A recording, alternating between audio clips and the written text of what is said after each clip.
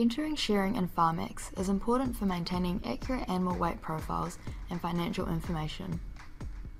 To enter a shearing event, select the desired mob, then click Shearing. Next, click the New Share button. This will populate a shearing event with default details for each section.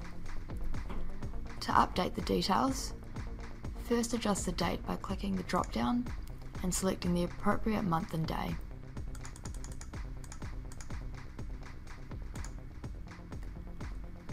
By clicking the Type drop-down, you can choose between a normal, split flock or crutching event.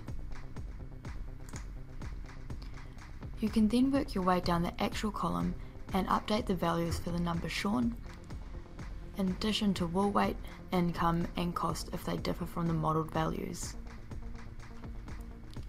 For mobs with more than one shearing event in the year, click the New Share button again and you'll be able to select a new date and enter a new set of data into an additional shearing event for that mob.